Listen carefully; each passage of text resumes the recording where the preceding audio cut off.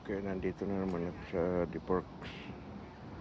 Ayan ang mga puti. Nagpalipas ng oras.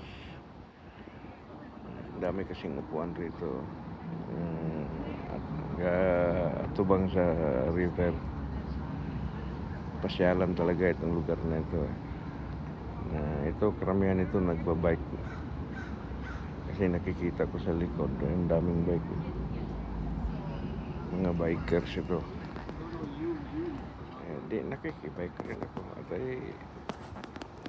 bakit sila na marunong? Hindi, Bisaya. At least, nakabike rin ako. Nakasukun pa o sapatos.